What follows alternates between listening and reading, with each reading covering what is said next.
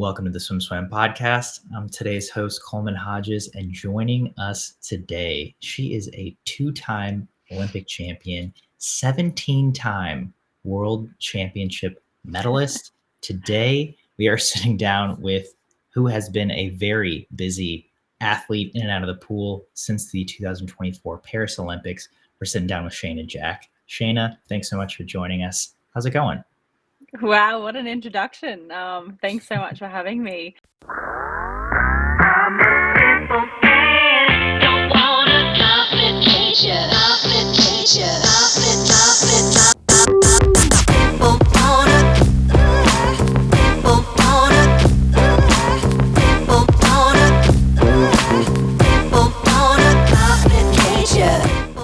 This episode of the Swim Swam podcast is sponsored by Commit Swimming, Swim Swam's exclusive team management software partner. Since 2015, Commit has been providing coaches with swimming's leading workout management software.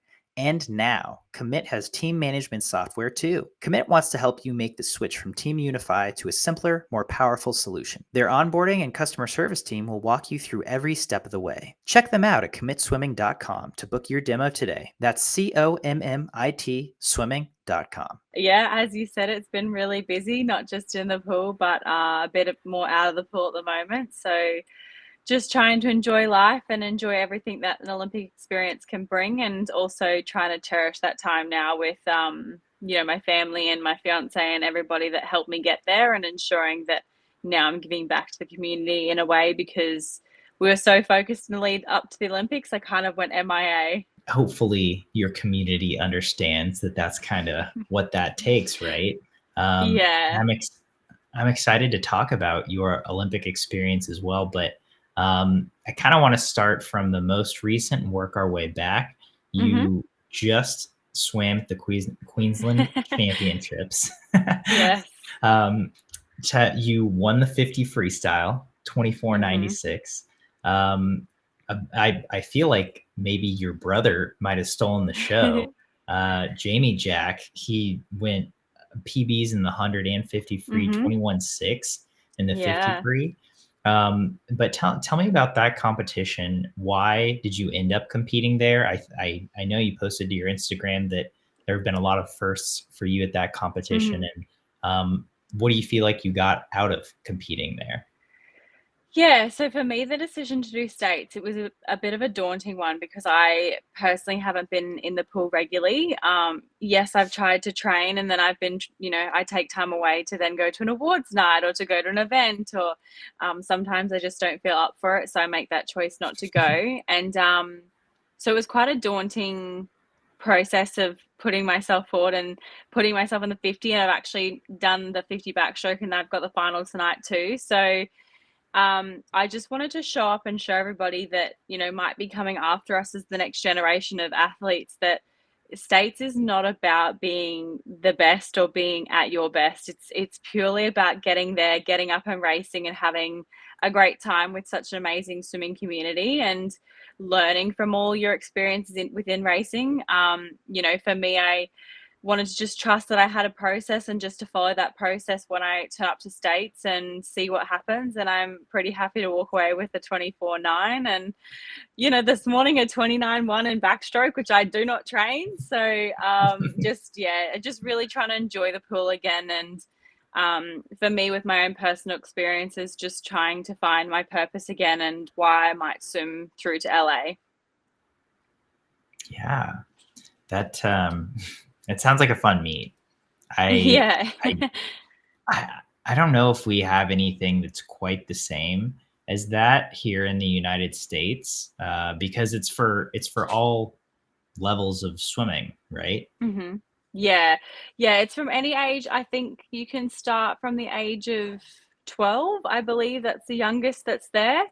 But it's a great experience for athletes, younger and older, just to show up and come together. And it also is a great experience for the young athletes to kind of see maybe those elite athletes in a more comfortable environment, and not feel so daunting. I know this morning when I raced a few of the younger girls in the backstroke, they were quite thrown, but they still enjoyed the experience. And I just love being part of the swimming community. And again, having my brother there has been pretty incredible. And now seeing him come through and do what he does best, it's as a sister, I'm very proud. Yeah. So this is your first competition since Paris. Yes, yeah, first competition. How did it feel to shake out the cobwebs? It actually gave me a bit of purpose again of why I love racing. Olympics is such a big meet, and in a way, you also personally put it on a pedestal to be this amazing spectacular. So anything but sometimes seems a bit dull. But turning up to states and putting on the suit and, as I said, being part of something bigger than just myself has been pretty exciting. And it's actually probably given me a bit more of that fire in my belly to keep going and to, try and go to Worlds next year, because I was a bit lost and wasn't sure if I wanted to go next year, but it's actually probably ignited that flame and wanting to go to the World Championships in Singapore. That's awesome to hear. I was, doing my research before this podcast and just brushing up on you and your career. Yeah. If I had the last 5 years you had, I'm like, why is she still swimming? Yeah, you. trust me, that definitely crossed my mind. So that's cool to hear that. I mean, it makes so much sense to me that you would come off of these Paris Olympics, walk away with 2 gold medals, and be like, wow, what am I doing? Yeah. So it's really great to hear that you've taken some time. You're doing things outside the pool, and Yeah. maybe that purpose is coming back a little bit. Yeah, and I think for me, coming back off the back of the drug allegations, it really that kind of gave me that purpose in a way coming back. It was very much prove a point, make sure I get back there and prove the data's wrong and obviously prove the system wrong. So that gave me that sense of purpose in that fight. And so now that it's done and now that I've achieved that and well and truly proved that I deserve to race and I race as a clean athlete and that's everything that I've always stood for. Now I've got to find why I want to do it as a, just Shayna Jack. Why does she want to swim? Yeah. Yeah, absolutely. And I'm going to get to that question in a bit, but first I want to get to why Shayna Jack doesn't want to swim, because because since Paris, it looks like you've done so much and so many cool things. And I'm honestly a little more interested in that because it's so novel as Yeah. swimmers, as swim fans, to see swimmers out of the pool. You've been horse racing, you've been at Yeah. fashion shows, you got engaged, you went to Yes. Europe. Tell me, let's start with horses. Um, Hmm. does your relationship with horses and horse racing go back quite a bit? Yeah, so for me, my relationship with horses and horse racing has all come down to just my love of horses. Ever since I was a young girl, I've been obsessed with these amazing animals, and they're athletes in themselves and what they do and what they can achieve as well. And I've seen that competitive spirit within horses, and I love that. So I myself go riding, and I haven't been able to in the lead up to the Olympics because getting on the back of a beautiful beast is still pretty dangerous. So, I took all risk out of my preparation into Paris. But as soon as I got home, I basically jumped straight back on a horse and, go riding along the beach. And if I go with my girlfriends, it's always a competition. so, so it's kind of don't get in our way because who knows how to stop. um, but yeah, that's kind of where my love comes for horses, and that's why I always love attending the races and getting to know some of the trainers and some of the facilities that they use to train these amazing animals. And I've gone behind the scenes before and seen what they do, and it is really elite athletes, and the jockeys and what they do is pretty phenomenal. So not saying that I technically learn from them and what they do to become these amazing animals and amazing races, but I really do love seeing the different personalities that come out in horses, and you can definitely pick out which ones are more competitive and don't like to lose. is, I mean, have you been around horses since you were a child?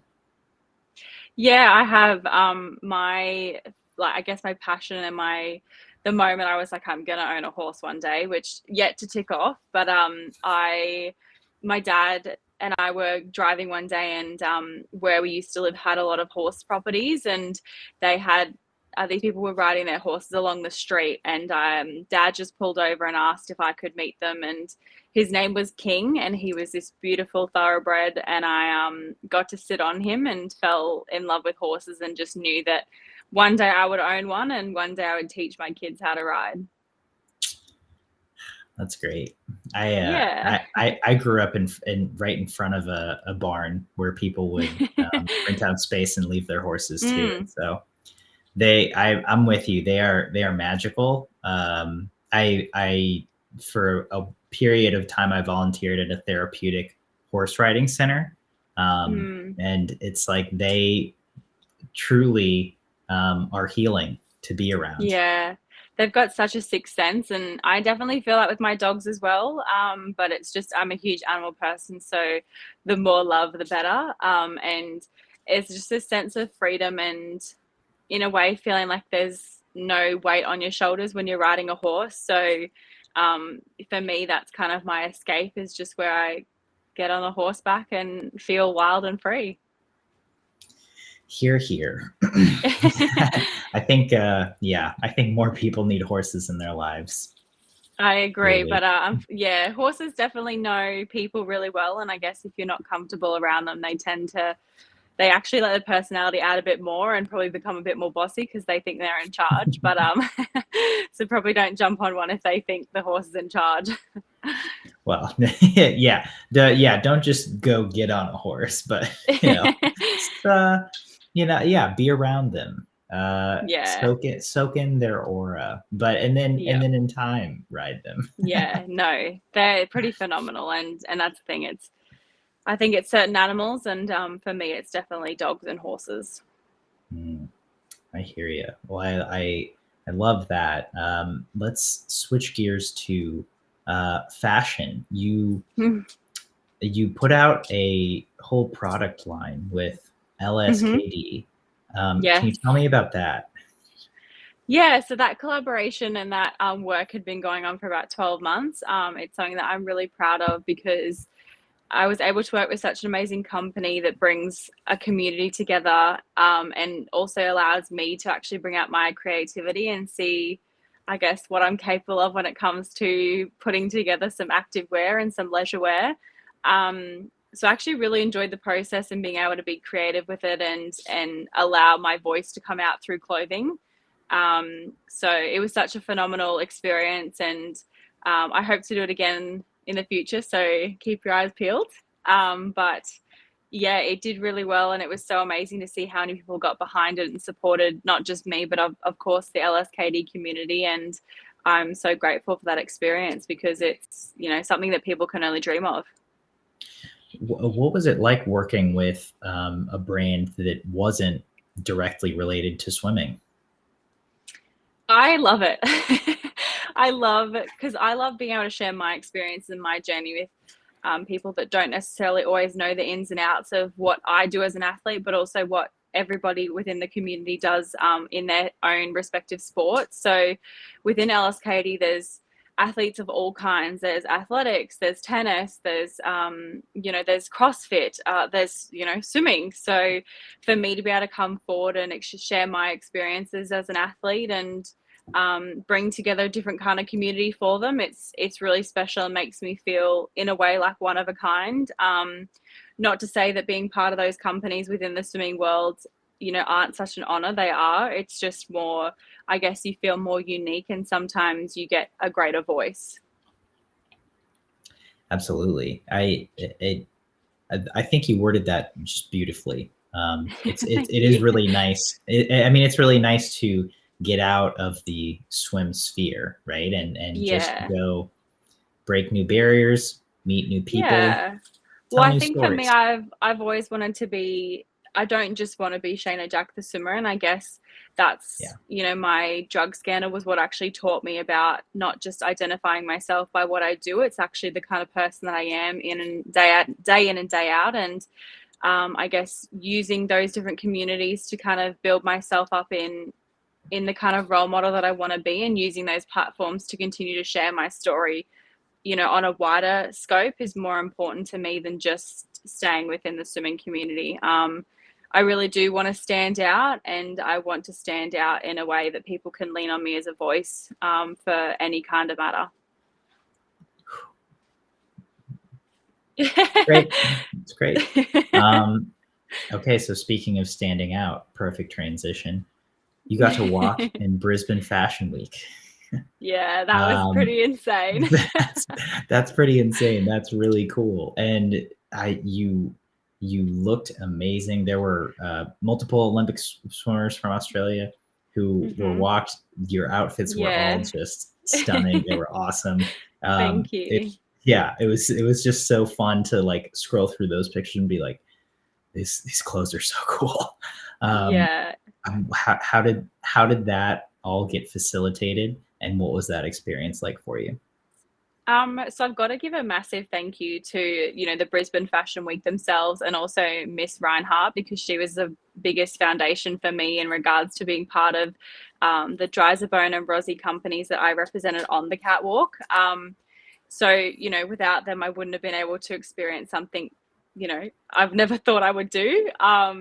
It was a daunting experience. Everyone thought I looked confident.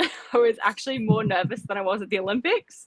I know how to swim. I don't know how to walk down a catwalk and pose. So, that's just me at the moment. It's definitely putting my hand up to try new opportunities and test myself and see what I'm really capable of, because if you stay within your comfort zones, you're never going to grow. And for me, I'm really looking to grow and find out who I really am. And I think the more opportunities that I say yes to, whether I'm good at them or not, I grow from them and learn from them. So Brisbane Fashion Week was definitely a huge tick off the bucket list. Hopefully I get to do it again. And it was such an honor. So to everybody that was involved, thank you so much.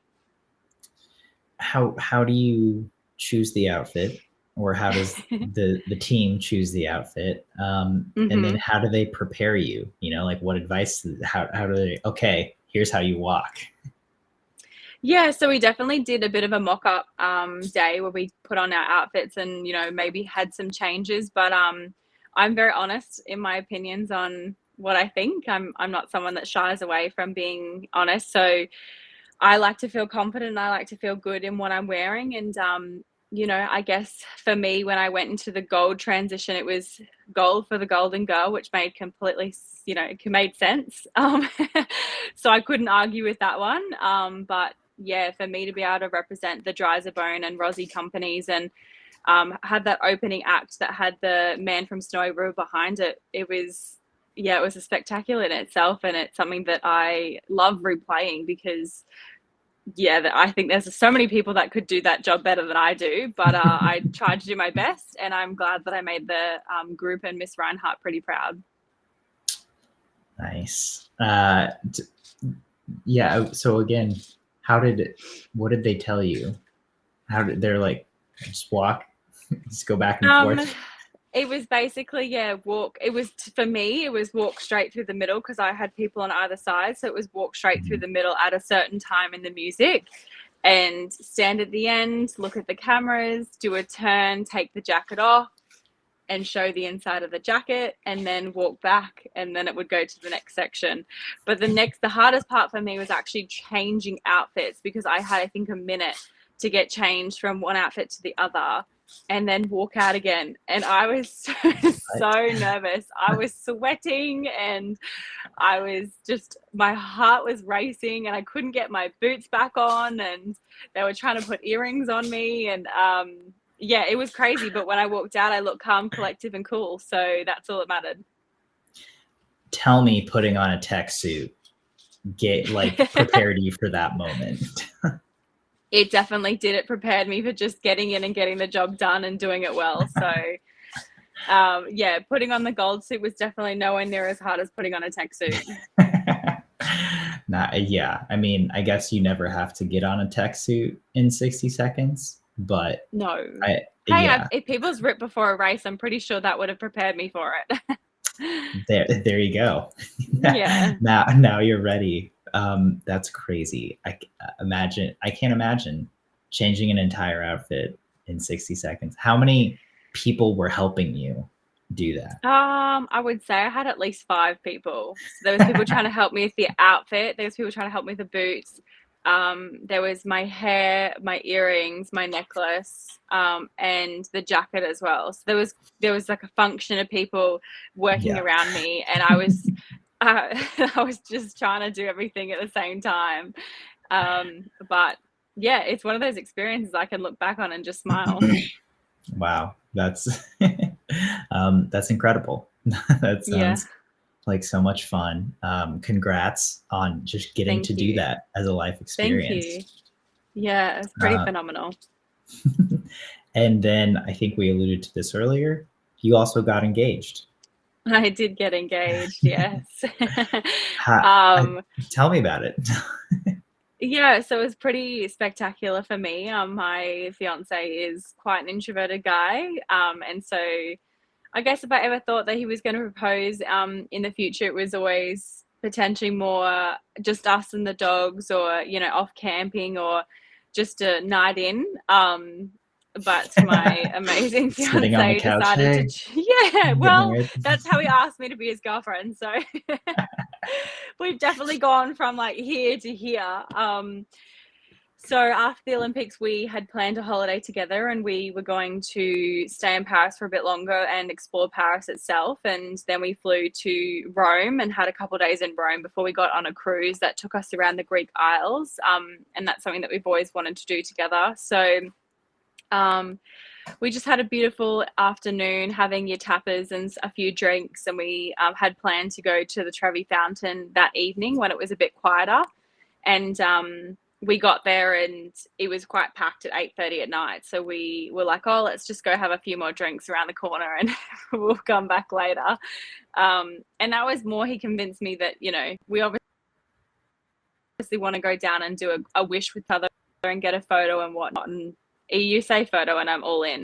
So he managed to make it work pretty well. And we went back at about 10:30 and it was definitely quieter, so we could actually get down to the fountain itself and sit on the edge and do our coin flip. And then I walked back up the stairs with him and he asked me what I had wished for. And I said, oh, I can't tell you, otherwise it won't come true. It's just the cliche thing. And he said, no, just tell me, like, it could come true. And so I said, oh, I wish for a life with you. And he pulled out the ring and said, well, will you spend the rest of your life with me? So it just was Wait, what? completely, yeah, yeah, I know. It was from asking me to be his girlfriend on the couch to proposing at the Trevi Fountain in front of people. But like, how did he know that was going to be your wish? Because he knows that we've been together 8.5 years. It was All right, fair definitely on the enough. cards for me. So I think he knew that we had joked about it a lot of times. I knew in Agnes the year before, he fake proposed on the beach one day. It was just me and him, and he was fishing and he got down on one knee and then he started tying his hook and it was like, haha, jokes. So we kind of joked about it heaps. So knew it was on the cards and we knew it was something that was our next step together. But he really wanted it to be a surprise. I'm not someone that gets surprised easy. I'm quite a bit of a control freak. So I usually know everything.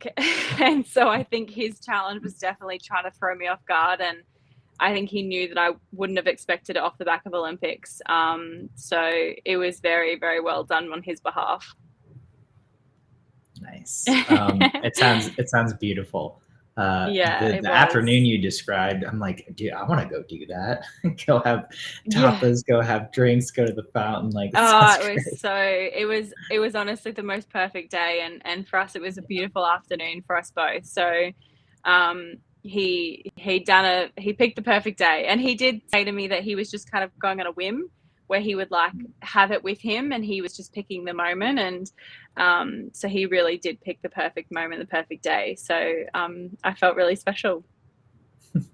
That's so lovely. And yeah, it sounds like it was such a great day, with obviously, you know, someone you're going to spend the rest of your life with. So congratulations. Yeah. Thank you so much. So those were like the highlights that I saw on your Instagram.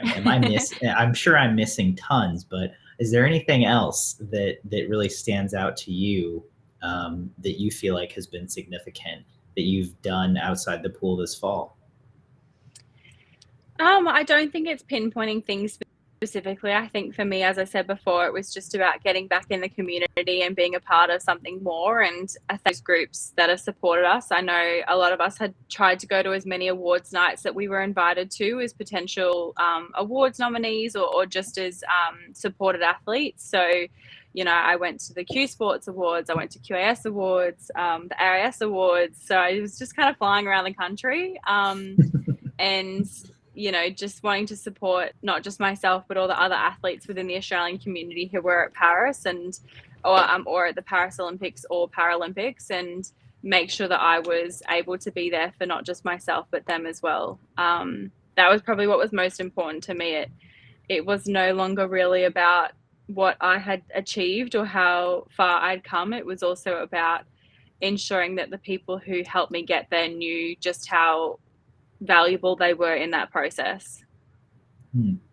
Did that aspect of your success or I guess just of your journey, surprise you at all? Did you see the post-Olympic period being as much of a selfless or giving back period as it ended up being?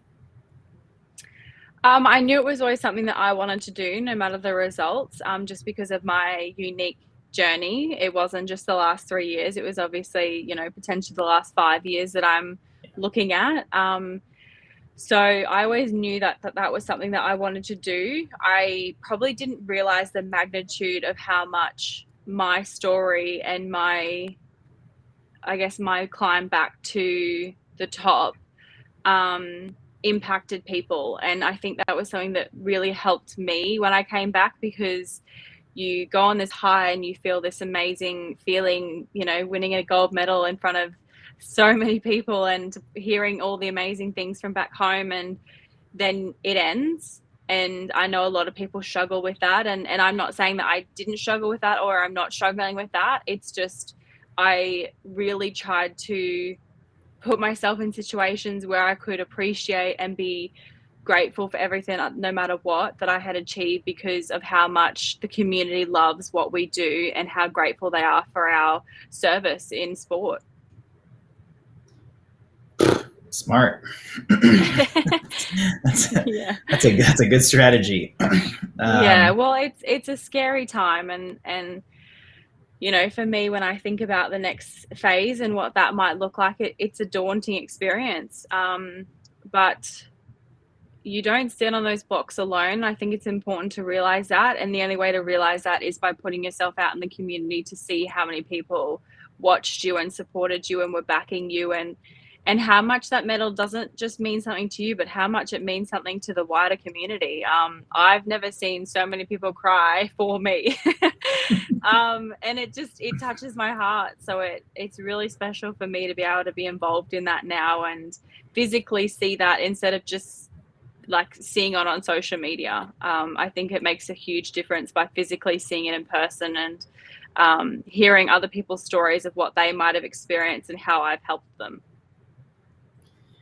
I really appreciate you saying that, because I feel like that was maybe the biggest thing that athletes seemed to have gained in this Olympics, coming off of the Tokyo Olympics, where there were no fans and the medal ceremonies were a lot different, right? Yeah. And not as personable. And what I talked to so many athletes about was the Walk of Fame, which I don't know if you did that, but that seemed like such a cool experience just because of what you're describing. You got to go somewhere and that's not a podium that's very ceremonial and maybe a Yeah. little stiff, but you just got to go somewhere where people are screaming and celebrating you, and you really got to soak it in. In front of the Eiffel Tower. From the It's a Eiffel pretty Tower. remarkable thing to do. Yeah, it's pretty remarkable. And yeah, it's very true. I know that in a way, people who hadn't done Olympics prior to Tokyo, it was a whole new experience for them. In a way, it felt like their first Olympics that was replicating that dream that they may have had as a child. For me personally, it was not that dream that I had thought of when I was young. It was actually a disappointment in regards to what I had envisioned for my Olympics. Not to say that I'm not proud of myself and my achievements, more around all the stories that you heard from the village and how that whole concept was set up. And I think Paris tried to obviously make it quite sustainable, which makes sense. And obviously Olympics takes a lot of financial aid for that, but I just didn't see the wider community come together in the Olympic Village itself. It was very much, I only really got to hang out with the Australians, and I didn't go to the food hall because the food quality wasn't up to standard in regards to what we needed for racing. And, everybody's heard of the bed situation and the accommodation. So as a young girl who dreamed of this amazing Olympics and meeting all these different athletes and, sharing stories with different sports, it was actually quite a disappointment in that sense. And that's actually something that why I want to go to LA, because I know the US are going to put on such a spectacular. That appreciate the honesty. And I mean, I think it's great to hear because like not everything is going to be perfect, especially in a situation like that, right? And not everything is going to live up to all of those stories. Yeah. I mean, as you said, I think part of it was for sustainability, and part of it was Paris trying to go in a certain direction.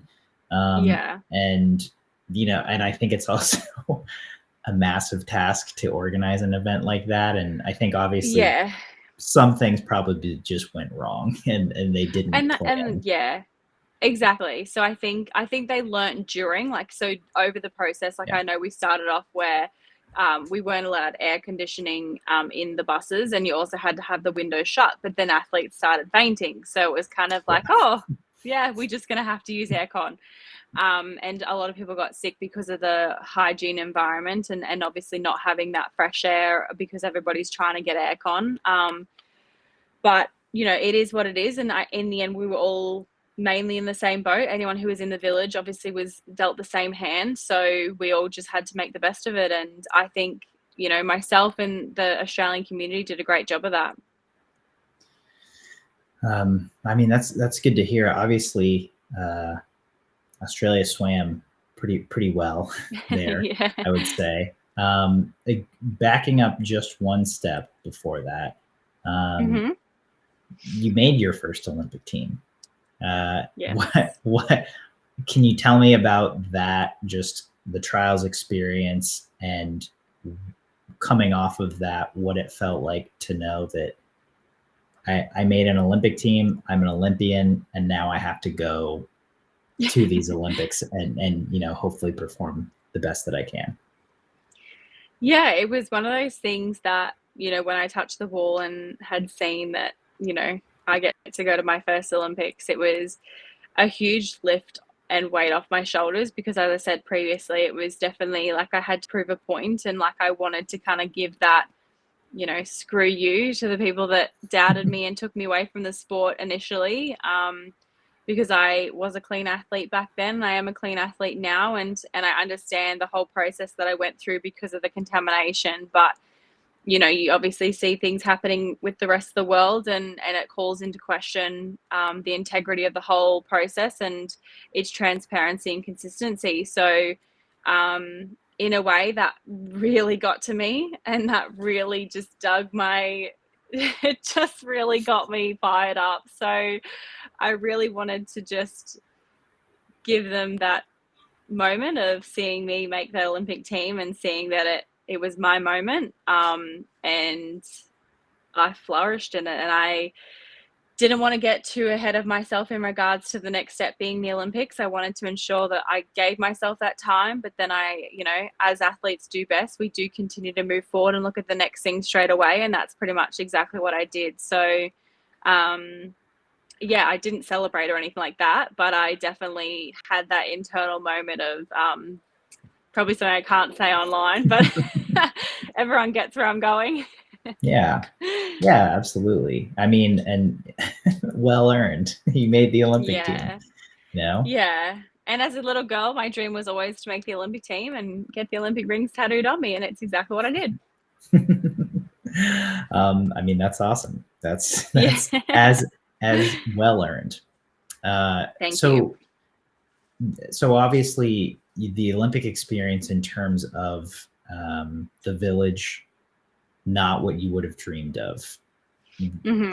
How do you feel like the competition itself went for you in terms of relays as well as individual performances?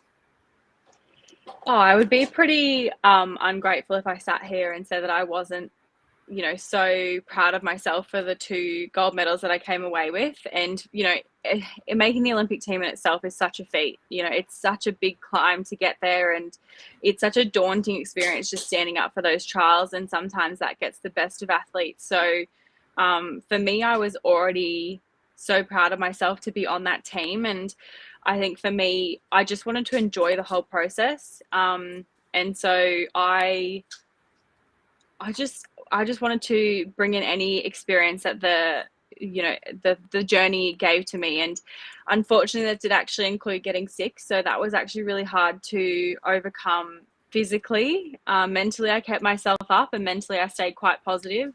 So I was actually really proud of, that characteristic within myself to just keep persevering. I've dealt with worse before. So, but it did get the better of me when it came to sprinting. And unfortunately, I was able to do my job for the team on day 1 and get us, a great spot in that swim and ensure that Meg could finish strong for that relay and come off on top. But I felt like it definitely got the better of me as I progressed through the week and going through my individual events. Unfortunately, I just felt already burnt out, which was quite disappointing because I knew how hard that I had worked and how well I was actually doing in the lead up. I was posting best times in training, and I knew that I was ready, and I knew that I was ready to go. And it was quite disheartening when I touched the wall and I could see that my times weren't what I had trained for. I'm not always looking for the position spot, but I definitely am someone that will compare myself to myself, and I knew that I was capable of more. So it was hard to come over that and to use that resilience again to overcome it and go, that's sport, that's life. Unfortunately, it's not always perfect, and that's the beauty of swimming. Some days it's your day and other days it's not, and just be grateful for the ones that it is your day. So it was hard to come to that conclusion, but I'm sitting here as a 2-time Olympic gold medalist, so there's nothing that I can't be proud of. When do you feel like you got to that conclusion? It's not too hard for me at times because my fiance is a Australian hockey player as well, and he was in his preparation for the Olympics. So we actually did distance for a year and a half because he was based out in Perth with the Kookaburras and I was based in Brisbane with Dean. And he unfortunately didn't get selected in the Olympic team due to an injury that happened a couple of weeks prior. So in a way, I can quickly bring myself to realize that for me to just be on that Olympic team, getting that uniform, being able to call myself an Olympian is something that I would be quite ungrateful for if I was to not be upset, but at least not appreciate where I've gotten myself to. Because in the end, it's all about the journey. It's sometimes not always about the destination. So for me, and Dean, we'd spoken highly about no matter what happens at the Olympics, I want to enjoy the journey and ensure that I come out wanting to be part of it again. And I think that that's been really valuable for me and looking forward through my career. Because I think if I had gotten everything that I wanted, I'd probably be sitting here going, oh, well, do I want to swim anymore? Whereas, you know, I think for me, I've still got more in the belly and I want to keep going. Yeah, I'm a little bit curious about if you've reflected on what you've been able to achieve from now since coming back from the suspension. Because I was looking at this. You've won like something like 12 world championship medals in the last 3 years. I mean, it's like you came back and you just killed it. I mean, and like you've seemingly exceeded anyone's expectations, perhaps other than your own. But like, have in the last few months, have you reflected on all that you have accomplished in the last Olympic quad? No, I definitely haven't. I actually I didn't even know that. When you told me how many medals I've won, I did not know. Which I think it's hard as athletes. I think if you ask any athlete, no matter what level, they're always striving for more. And I think that's what makes us great competitors, because we're not satisfied with what we've got. But I do completely understand that it's so important to be able to reflect and so important to be able to process what you've been through. For me personally, and I haven't really made this public, so this will be the first time I kind of talk about it, but I haven't dealt with a lot of the stuff that I went through. And I think for me, you know, I just get emotional thinking about it, but it was a really traumatic time, and I don't think anyone will truly understand the trauma that it imposed on me emotionally.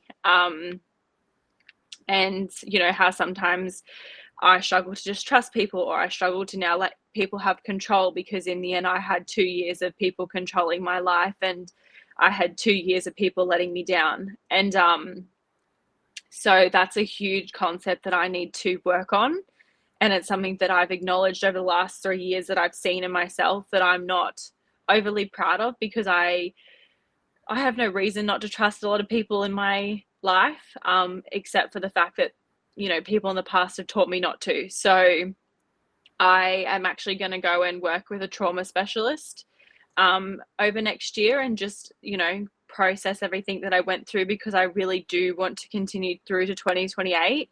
But I don't think that would be possible if I don't mentally work on myself and ensure my mental health is put first. So that's actually something that I'm going to focus on over the next year, and ensuring that I'm doing what's right by my mind, so that when I come back to the pool that I have no regrets, and I'm not holding on to any pain or anger or just that trauma from the past. I appreciate you sharing that. That's thank you. Shayna Jack, the person. We're growing. That's exactly what it is. Human first, athlete second. That's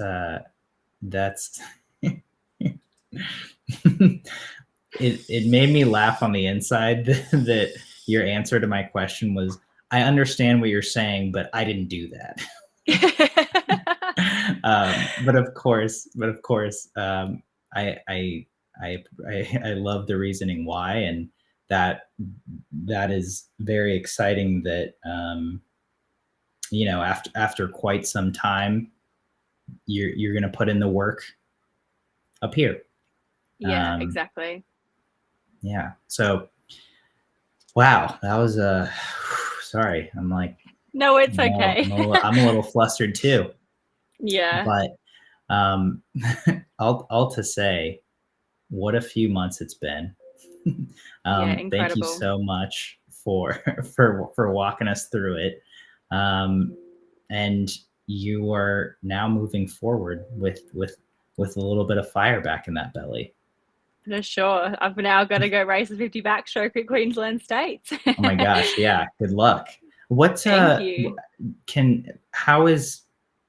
Do you have any sort of plan moving forward just in the next, 7 months, 8 months? And what is Dean thought about your last few months of training or lack thereof, which I'm sure he's been fine with? Yeah, he loves it. He thinks it's great for us to get out there, and again, it's all about sharing our experience with the community, and he's doing the exact same thing. So I think he has a lot of understanding and respect for that. But I think for us, we've pinpointed that I want to go to LA, and we've kind of pinpointed that I want to, enjoy the next year. So potentially the thought is potentially just focusing on the 50 and swimming the 100 as well, and seeing if if I can be in a relay or whatever it may be, but actually just focusing more on that 50 just to, be able to represent my country again and be part of that incredible feat. It's just that I guess the 50 doesn't require as much heavy aerobic training. So great way for me to still enjoy the next year, time to reflect and focus on myself a little bit. And then it will be head down, bum up, and all the way through to LA. Focus on the 50, swim the 100, maybe swim the 200. Oh, I don't know if I'm still up to that one anymore. I've never liked the 200. If anyone ever says I did, they're lying. Really? Wow. I love to be able to, again, any opportunity to represent my country and do it with pride is obviously what I'm going to step up for. And again, it sounds quite ungrateful for me to say I don't like it, but I don't. It's as simple as that. It's a horrible race. I like speed. I like just going from the beginning, and the 200 just has so much tactic and thought in it, and I hate thinking when I race. So that's why I'm the idiot that goes out too fast and then just dies. Sometimes you literally see me look like I get shot by an arrow and just stop. So but that's the fun of it. But I just don't like doing it. So sorry, Dean, that may not be on the cards. That may be 2024 Shayna. Yeah, 2024 Shayna, 2023 Shayna, but maybe not 2025 or more. Who knows? Yeah. I could just start doing butterfly. We don't know. I could try different things. I feel like I'll dabble in 2 hours. Exactly. I feel like this is the time for me to dabble and see if I'm going to do anything else. And, don't rule me out of anything. I think if I can get my mind right, we're all in danger.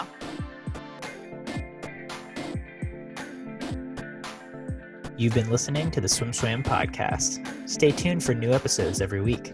You can take Swim Swam podcast on the go by subscribing on your favorite podcast platform. Look for links in the description below, and be sure to subscribe to our YouTube channel for more videos as well.